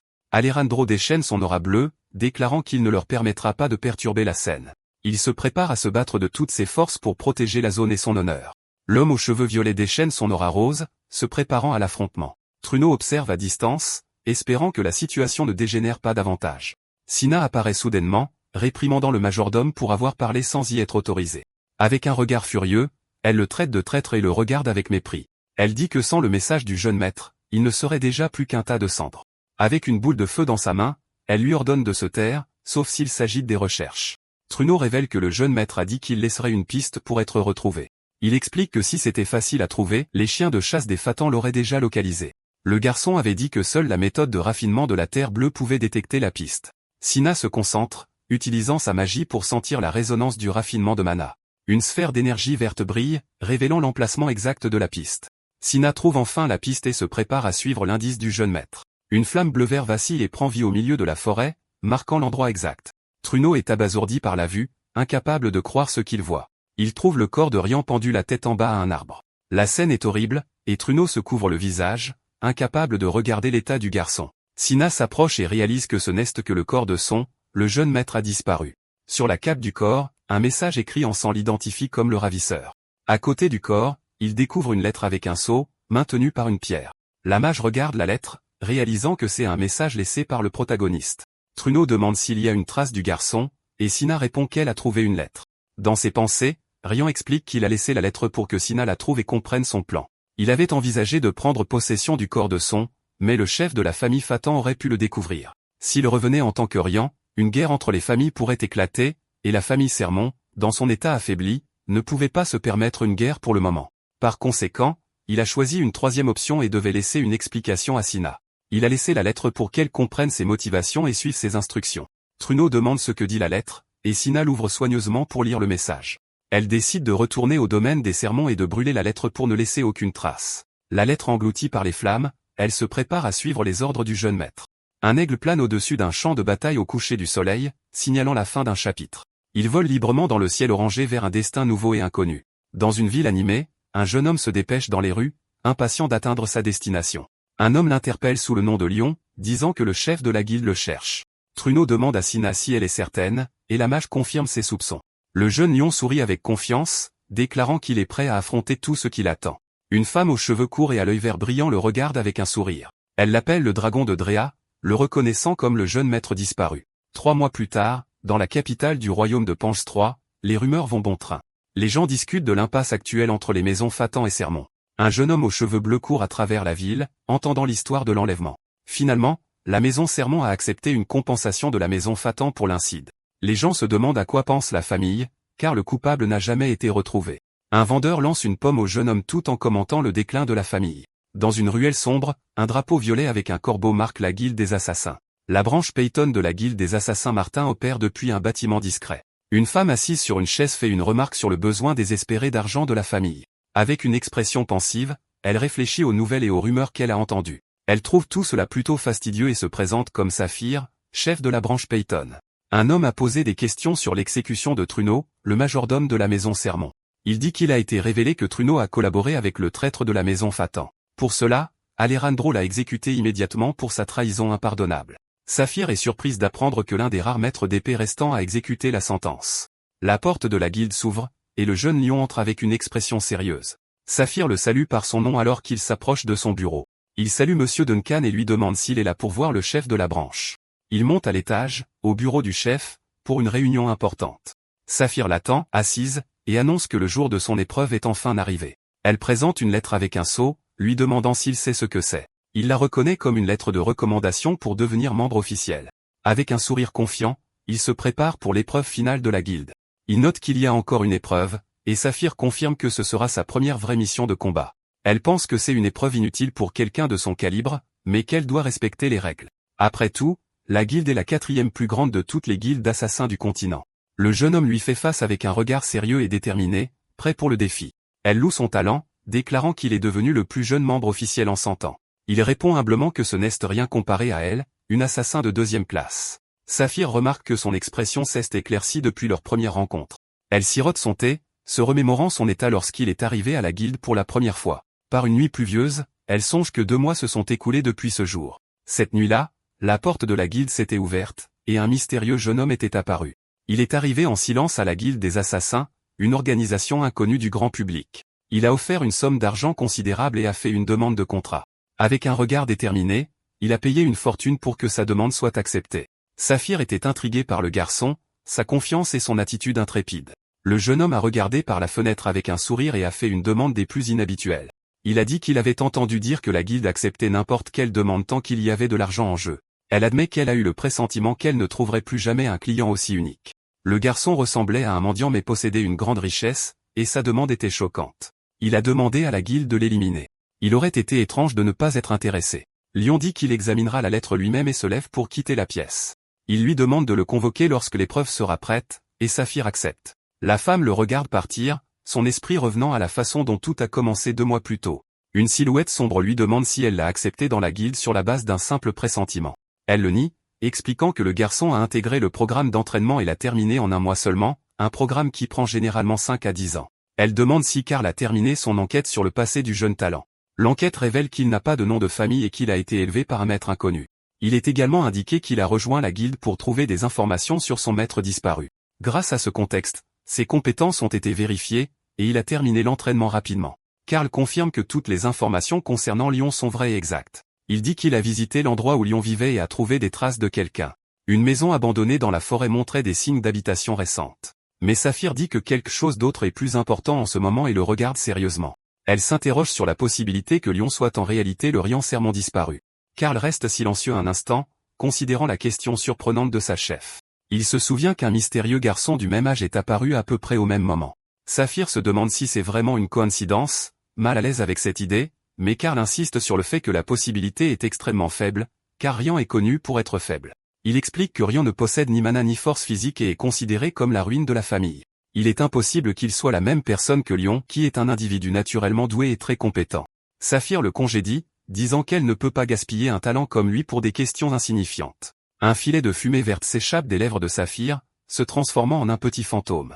Elle ordonne à Karl de se renseigner sur le maître de Lyon, car il doit être un individu extraordinaire. Avec une aura verte, Rian se dit que son intuition est vive et dangereuse. Il songe que la capacité de nécromancien est très pratique pour recueillir des informations. Mais Saphir se plaint du froid, et Karl se demande pourquoi elle a froid malgré son manteau.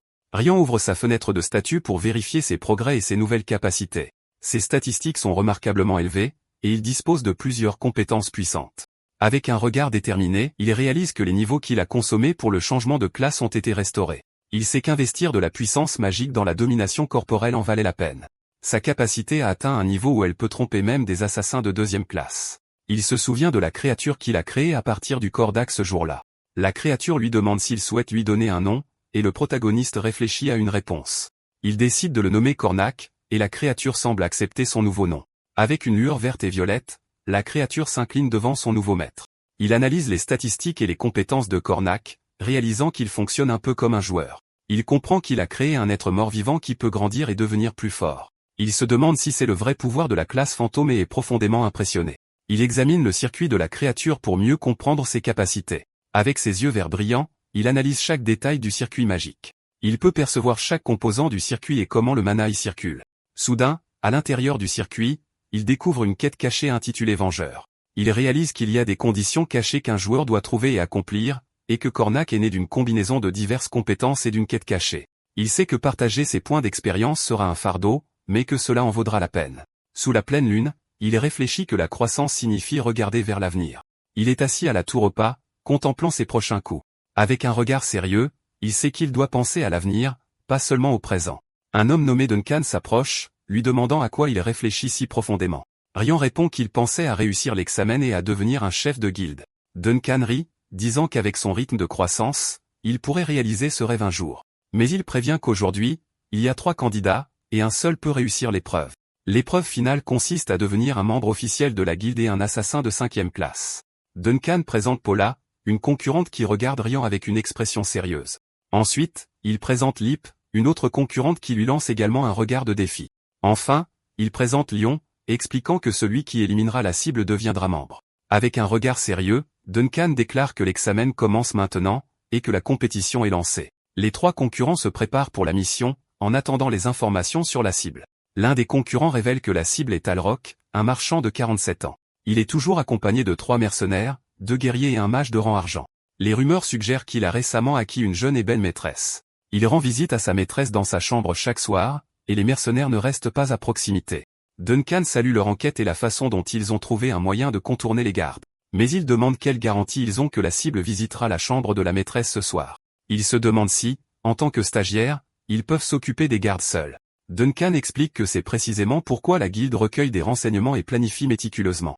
Il se tourne ensuite vers Rian, lui demandant s'il aimerait partager ses découvertes. Avec un sourire narquois et confiant, Rian demande s'il a vraiment besoin de dire quoi que ce soit. Les autres concurrents et l'instructeur le regardent avec curiosité et attente. Rian déclare qu'il ne voit aucune raison de partager des informations puisque seul l'un d'eux réussira. Les autres concurrents sont irrités par son attitude égoïste et le fusillent du regard avec colère. Il dit qu'on ne lui a jamais appris la camaraderie, ce qui les exaspère encore plus. Duncan est d'accord avec le garçon, faisant remarquer que sa réponse capture l'essence d'un assassin. Il explique l'importance de réussir l'épreuve en utilisant les compétences acquises lors de l'entraînement, et que la nature des assassins est d'utiliser les autres si nécessaire pour assurer le succès. Les deux autres concurrents restent sans voix et acceptent de poursuivre l'épreuve. Duncan annonce alors qu'à partir de cet instant, ils sont libres d'éliminer la cible. Les trois concurrents sautent du toit, se lançant dans leur mission avec détermination. Duncan se souvient de la demande de contrat que Ryan a faite pour rejoindre la guilde. La demande avait mobilisé 10 assassins de 4e classe et 3 de 3e classe pour le traquer. Avec un sourire confiant, Ryan avait accepté la condition d'être pris comme stagiaire. Duncan avait pensé qu'il était fou, mais le garçon était déterminé à prouver sa valeur. Il a défié les assassins de le trouver en 10 minutes, mais ils ont échoué lamentablement. Après 3 jours de recherche, tous les assassins se sont avoués vaincus face au jeune prodige. Ils ont été impressionnés par ses pièges et ses ruses, le louant pour son habileté. Saphir a tenu sa promesse et a commencé à l'entraîner personnellement à partir de ce jour. Elle savait que ce n'était pas une mince affaire de devenir un assassin officiel de la guilde Martin. L'instructeur pense qu'il est peut-être en train d'assister à un moment historique pour la guilde.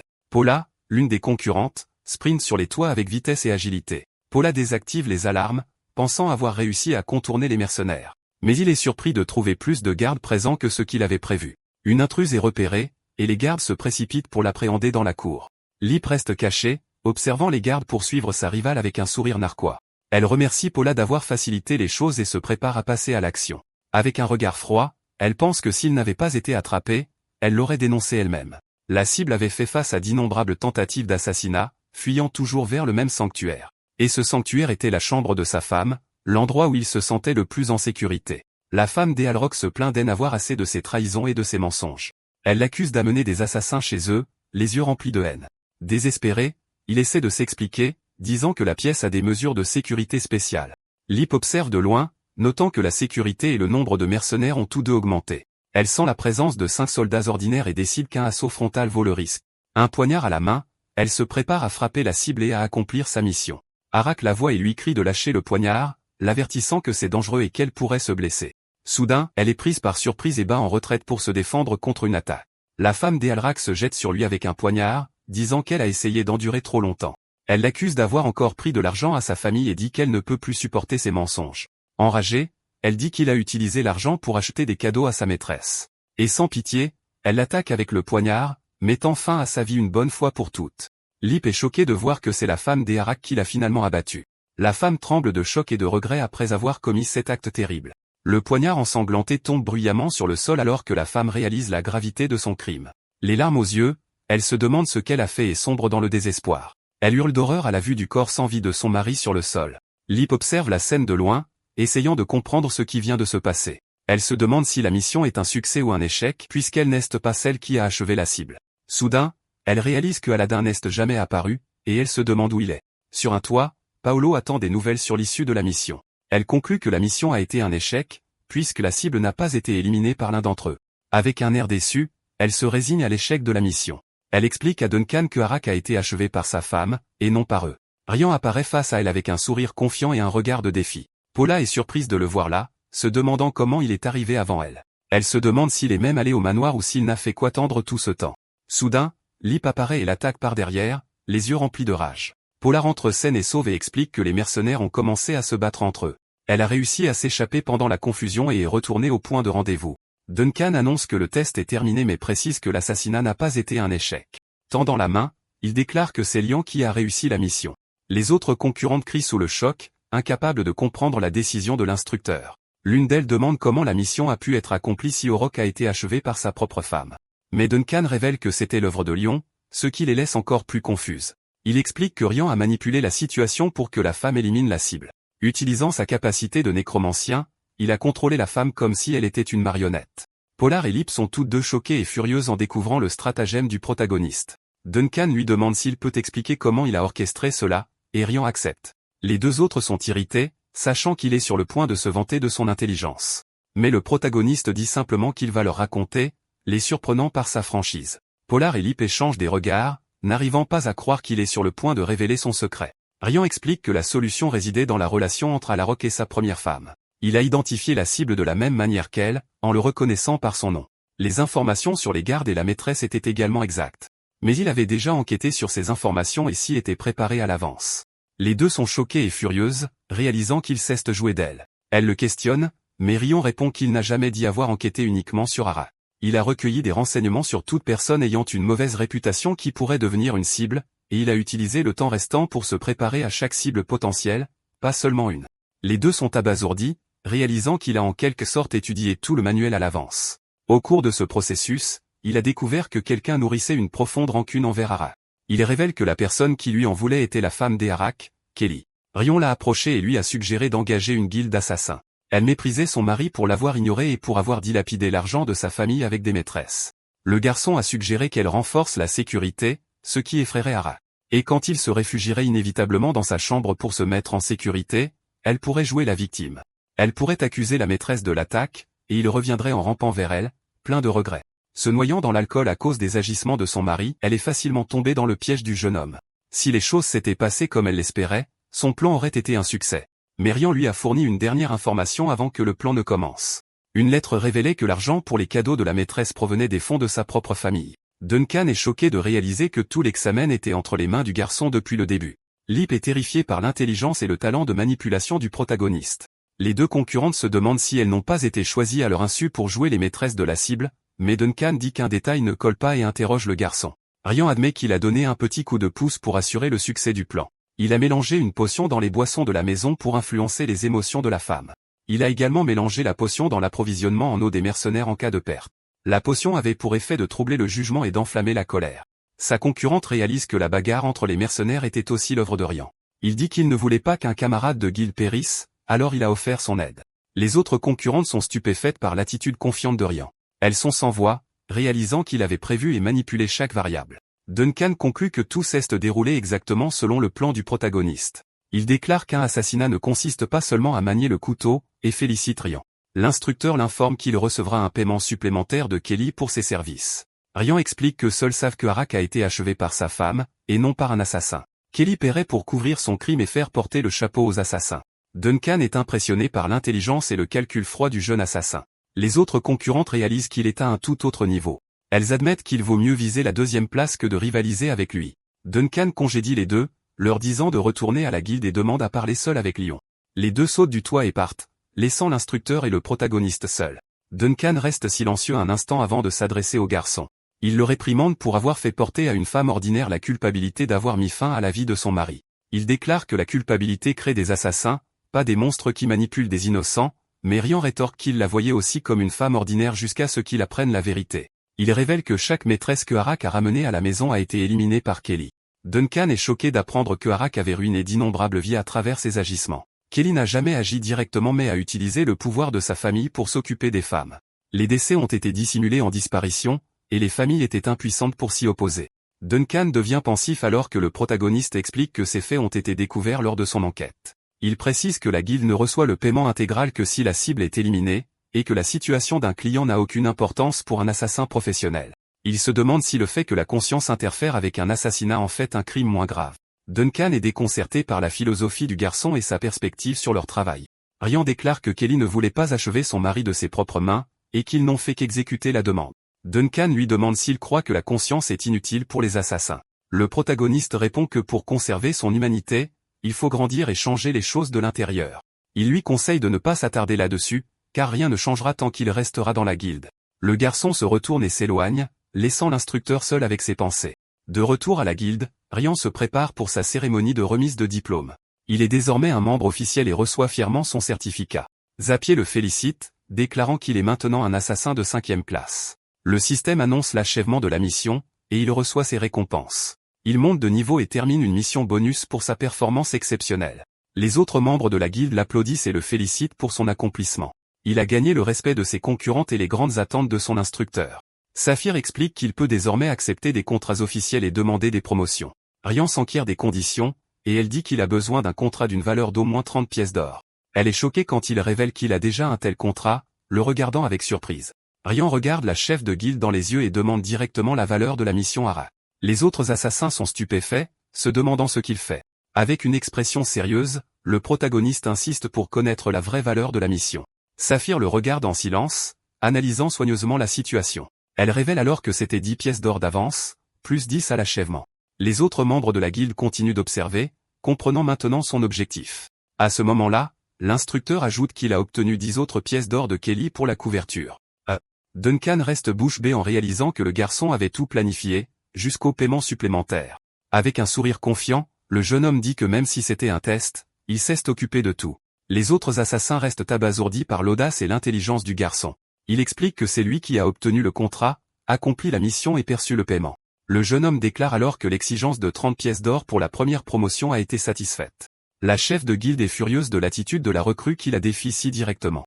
Se présentant comme un assassin de 5e classe, il demande une promotion à la 4e classe. Tout le monde dans la guilde regarde en silence, stupéfait par l'audace de sa demande soudaine. Les yeux brillants de colère, elle lui demande s'il ne trouve pas cela incroyablement arrogant, mais le protagoniste se contente d'offrir un sourire confiant, imperturbable face à son intimidation. Elle concède que ce qu'il a fait était impressionnant, mais qu'il les méprise. La femme explique que l'organisation a des règles et un protocole qui doivent être suivis, et que devenir un assassin de 4e classe, c'est être considéré comme un vrai professionnel.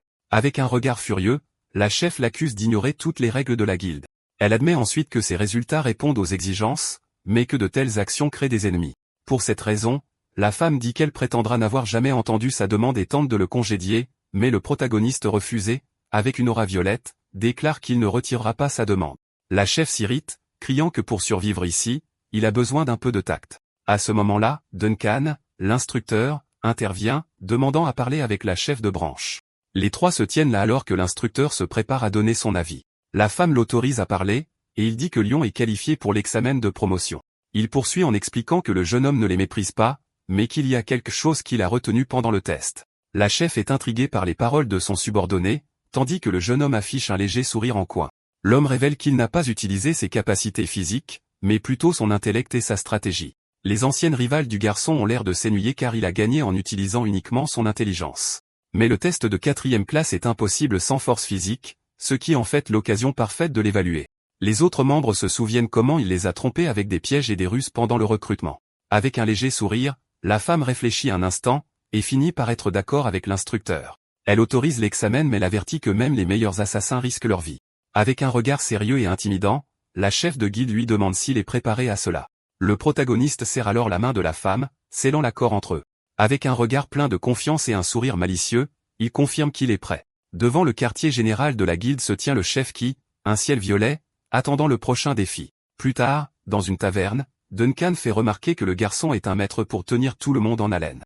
Assis à une table, il dit que le protagoniste a agi bien trop vite. L'une des filles suggère qu'il doit avoir ses raisons et se demande s'il a un plan. Puis une serveuse apporte d'autres boissons, et quelqu'un mentionne que le test n'aura pas lieu avant un mois ou deux.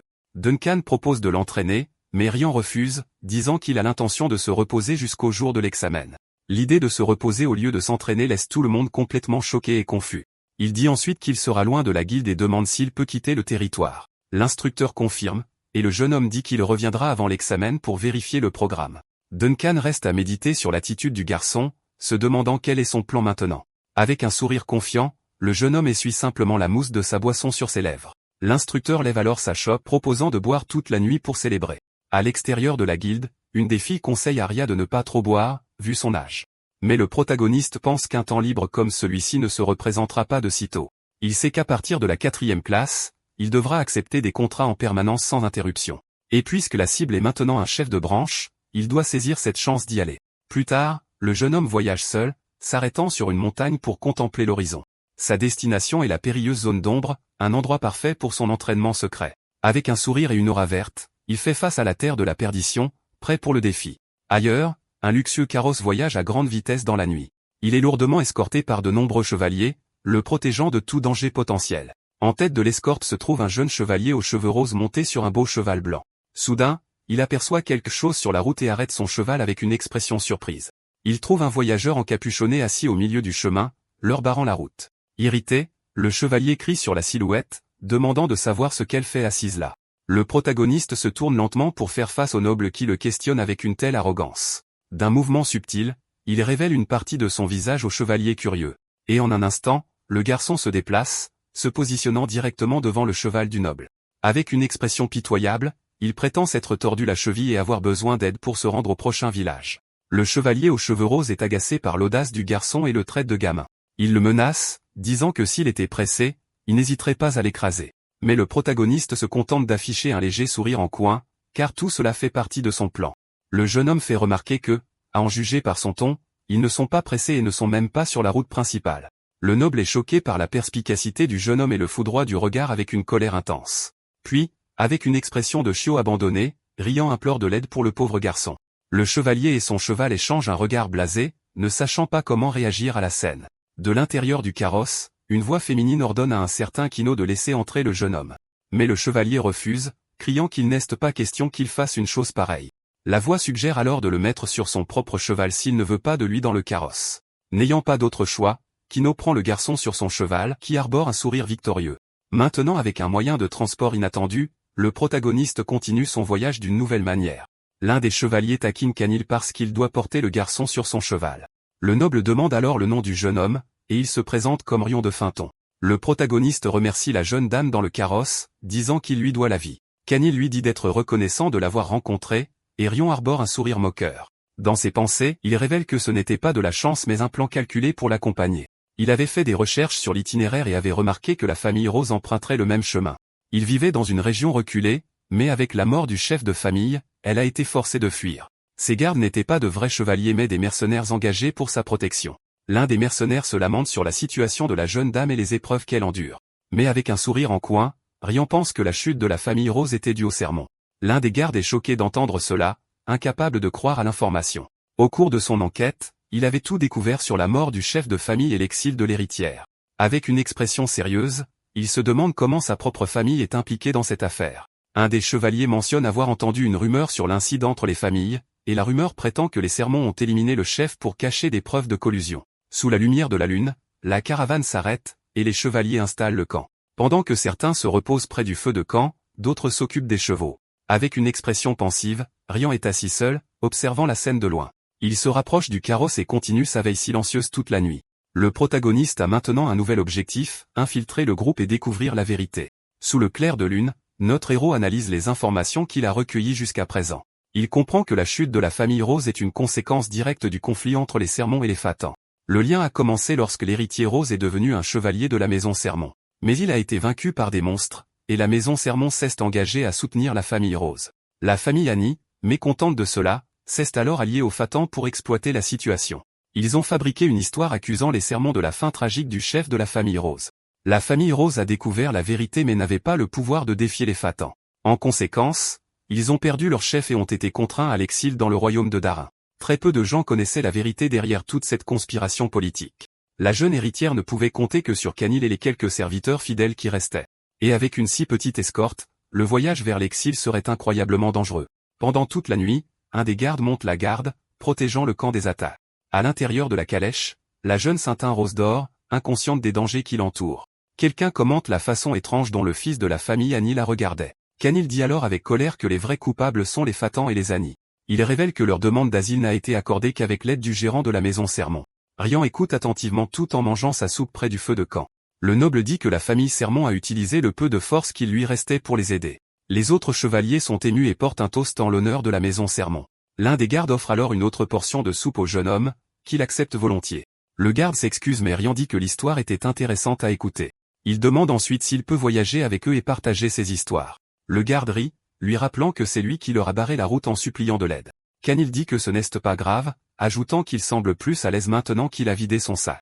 Mais l'un des chevaliers fait remarquer que celle qui souffre le plus dans cette situation est la jeune Saintin Rose. Rion acquiesce en silence, sachant que le vrai problème est l'héritière de la famille. Il se rend compte que les chevaliers ne saisissent pas la gravité de la situation, ni ne sentent le danger qui se rapproche à chaque instant. La famille Annie ne se contentera pas d'éliminer le chef de la maison Rose, surtout le deuxième fils qui a déjà vu 3 contrats sur sa tête rejetés. C'est une brute qui s'en prend aux faibles et aux pauvres, et toutes les demandes contre lui ont été refusées. Et parce qu'il est paranoïaque quant à sa propre sécurité, il est presque impossible à atteindre. Si quelqu'un comme ça a jeté son dévolu sur Saintin, ils ne peuvent pas rester inactifs. Soudain, le protagoniste sent une présence étrange et jette un regard vers la falaise. D'un mouvement rapide, il s'éclipse du camp et s'élance dans la forêt sombre. Il se rend compte qu'ils sont suivis et décide d'agir pour les protéger. Au lieu de se battre directement, il décide qu'il est plus efficace de poser des pièges pour retarder leurs poursuivants. L'un des gardes le voit revenir, couvert de terre, et lui demande ce qui s'est passé. Avec un sourire, le jeune homme prétend avoir glissé en se soulageant dans les bois. Le garde lui dit de se reposer puisqu'il est blessé et Rian s'assoit, poignard à la main. Il pense qu'il a posé assez de pièges et recueilli les informations dont il avait besoin. Et avec un sourire narquois, il dit qu'il considère cela comme le paiement pour la soupe qu'il a mangée. Le lendemain, le soleil se lève et la caravane se prépare à poursuivre son voyage. Rian les remercie pour le trajet, et Canil demande ce qu'un garçon fait si près de la zone d'ombre. Le jeune homme répond qu'il travaille comme marchand et prévoit d'acheter des matériaux à vendre. L'un des chevaliers demande alors si c'est ici qu'ils se séparent enfin. À ce moment, le protagoniste reçoit une potion en cadeau de la part de la jeune héritière. La potion est destinée à aider à guérir sa blessure, qui n'est pas encore complètement refermée. Il est surpris d'apprendre que la jeune dame dans la calèche s'inquiétait pour lui. De l'intérieur de la calèche, Saint-Rose observe le jeune homme avec un regard doux. Canil dit que grâce à lui, ils ont pu profiter d'un moment de paix pendant leur voyage. La potion à la main, le protagoniste regarde vers la calèche avec gratitude. Il les remercie et dit qu'il restera à Darin, mais le chevalier lui dit de ne pas les chercher. L'un des gardes fait remarquer que le capitaine peut sembler grossier, mais qu'il est un homme bon au fond de lui. Canil s'irrite du commentaire et ordonne à tout le monde de partir sur le champ. La caravane part et le jeune homme les regarde disparaître sur la route de terre. Avec un sourire, il regarde la potion qu'il a reçue en cadeau de la jeune héritière. Et sans une seconde d'hésitation, il ouvre la fiole et boit toute la potion. L'énergie de la potion parcourt son corps, le renforçant pour ce qu'il attend. D'un seul bond, il sprinte à grande vitesse vers sa prochaine destination. Soudain, il entend le tonnerre des sabots de chevaux approchant rapidement. Un groupe de cavaliers galope sur la route de terre, soulevant un nuage de poussière. Avec un air surpris, le protagoniste se rend compte que les poursuivants sont arrivés. Il compte 6 poursuivants, 2 mercenaires ordinaires et 2 épéistes novices. Les 2 chevaliers semblent être les plus faibles du groupe mais représentent quand même une menace. Et pour compliquer les choses, il y a un mage qui sera sans aucun doute difficile à affronter. Le dernier d'entre eux dissimule son visage, mais il est certain qu'il s'agit d'un noble puissant.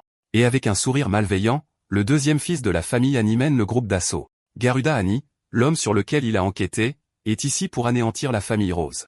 Il passe en trompe devant le protagoniste, complètement inconscient de sa présence. Avec un regard déterminé, Rian sait qu'il doit agir vite pour les sauver. La poussière soulevée par les chevaux enveloppe le jeune homme alors qu'il se prépare à la confrontation. Il suit les poursuivants à distance, réalisant qu'ils sont plus forts que ce qu'il avait prévu. Ses pièges n'ont pas suffi, et il se lamente de s'être retrouvé dans ce pétrin pour un simple bol de soupe. Mais soudain, il sent une étrange puissance émaner de la potion qu'il a bu plus tôt. Il découvre que la potion valait au moins 20 pièces d'argent, un cadeau très coûteux. Avec un sourire, il apprécie la gentillesse de la jeune dame et se demande à quoi elle pensait. Il sait que la famille Rose n'a aucune chance contre un ennemi aussi redoutable. Ils prendront Saintin et élimineront sans pitié le reste de ses gardes. Mais il décide que c'est un paiement d'avance pour ses services et se prépare à intervenir. Il sait que s'il les poursuit directement, d'autres innocents pourraient être blessés. Il utilise donc un cercle magique et invoque sa créature pour l'aider au combat. Avec une aura verte, il donne à Cornac sa première mission, protéger la famille Rose. Au loin, la caravane avance paisiblement, inconsciente du danger qui approche. Soudain, Canil sent que quelque chose ne va pas et arrête son cheval avec un pressentiment. Il regarde en arrière avec une expression inquiète et ordonne à tout le monde d'accélérer le pas. L'un des gardes est confus par cet ordre soudain, mais le noble n'offre aucune explication. Il informe la jeune dame dans la calèche qu'ils vont accélérer et lui demande de s'accrocher. Un chevalier demande ce qui ne va pas, et Canil crie que des poursuivants sont à leur trousse. La frontière étant juste devant, il ordonne à ses hommes d'avancer aussi vite que possible. Il ordonne ensuite à 2 de ses gardes de se préparer au pire. S'ils sont rattrapés, ils doivent prendre la jeune dame et fuir vers la frontière sans se retourner. Là-bas, les Ani ne pourront pas la toucher, car ils ne risqueront pas de provoquer la garde-frontière. Avec un regard déterminé, il déclare qu'il leur fera gagner du temps pour s'échapper en toute sécurité. Les gardes crient le nom de leur capitaine et promettent de le retrouver à la frontière. Avec un sourire confiant, Canil se prépare à affronter les ennemis seuls. Il sait que les chevaliers Ani sont plus forts, mais il est un chevalier de la Maison Rose. Les poursuivants se rapprochent de plus en plus, préparant leur assaut final. Mais soudain, le chef du groupe freine son cheval en voyant quelque chose d'inattendu sur la route. Une lame acérée se matérialise de nulle part, bloquant le chemin des chevaliers ennemis. Canil exige de savoir qui ils sont et leur ordonne de se retirer immédiatement. Avec un regard furieux, il menace de tous les massacrer s'ils n'obéissent pas. Le chef du groupe se contente de rire de la menace, regardant le chevalier avec mépris.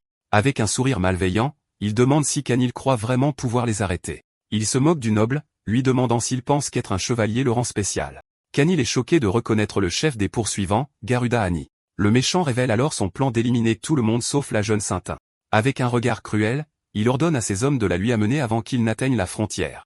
Les mercenaires avancent et Canil se prépare à se battre de toutes ses forces, mais soudain une explosion de magie le frappe, l'envoyant voler violemment. Le mage du groupe ennemi l'attaque avec un sort puissant, le laissant blessé. Canil se rend compte que le mage est au moins du 2e cercle, et la situation devient plus critique. Garuda dit alors au mage de se détendre, qu'il s'occupera lui-même du chevalier. Allongé sur le sol, le noble se retrouve encerclé par un nouvel ennemi qui approche. L'homme déclare que rien ne changera le fait qu'il trouvera la mort ici. Canil est choqué de reconnaître l'ancien capitaine des chevaliers de la Maison Rose. L'homme dit que la famille a disparu et qu'il a besoin d'argent pour survivre. D'un coup de pied, il attaque sans pitié l'un de ses anciens camarades. Et en un instant, le traître se jette sur Canil avec son épée acérée. Les deux chevaliers s'affrontent dans une bataille mortelle pour la vie de la jeune héritière. Canil hurle au traître, lui demandant s'il a perdu tout sens de la chevalerie. Mais l'homme rétorque que le monde a changé, et qu'il n'y a plus de chevalerie ni de faux-semblants. Les deux s'attaquent sans relâche, mais Canil est en désavantage face à son ancien capitaine. Le traître lui dit d'abandonner et de trouver un meilleur seigneur à servir à l'avenir. Enragé, Canil refuse d'écouter les divagations d'un traître déshonorant. Garuda ordonne alors d'en finir avec lui car la jeune Saintin aurait déjà dû être capturée. L'homme s'excuse et se prépare à porter le coup de grâce à son ancien camarade. Mais soudain, une explosion d'énergie verte frappe le traître, arrêtant son attaque sur Canil. Garuda est choqué par cette intervention inattendue, se demandant qui d'autre est là. Une créature apparaît et une aura verte surgit de nulle part, attaquant le traître avec sa magie. Cornac, la créature invoquée par le protagoniste, sauve Canil du coup fatal du traître. L'homme est frappé par la magie, sentant une douleur atroce parcourir son corps blessé. Avec un assaut puissant, la créature lance de multiples projectiles d'énergie verte. Les ennemis sont pris au dépourvu alors qu'une explosion massive déchire leur rang. Le mage et Garuda parviennent à ériger un bouclier de mana pour se protéger de l'explosion. Mais le traître n'est pas si chanceux et est gravement blessé par la magie de la créature. Rian et Cornac préparent leur prochaine attaque, les yeux remplis de détermination. Ailleurs, une épée flotte dans les airs, prête à frapper la calèche. La lame magique se rapproche de plus en plus de la calèche où se cache Saintin. La jeune héritière est en grand danger, sans personne pour la protéger. Les gardes de la calèche ont été vaincus, et la zone est jonchée de signes de lutte. Les chevaux et la calèche sont détruits, et les gardes tiennent à peine debout. Les deux gardes restants sont gravement blessés mais continuent de se battre. Ils réalisent que leur ennemi est trop fort, et qu'ils n'ont aucune chance de gagner cette bataille. Les mercenaires se moquent d'eux, suggérant qu'ils devraient simplement ramper et s'en aller discrètement. Soudain, une voix ferme déclare que cela suffit, et tout le monde se retourne avec surprise. La jeune Saintin Rose sort de la calèche, remerciant ses gardes pour leur loyauté. L'un des gardes se désespère en la voyant sortir, essayant de l'empêcher de se rendre. Un poignard à la main, elle propose de les suivre s'il épargne la vie de ses hommes. Avec un regard déterminé, l'héritière menace de mettre fin à ses jours s'ils refusent. Elle leur fait face avec courage, déclarant que leurs employeurs ne seraient pas satisfaits d'un tel résultat.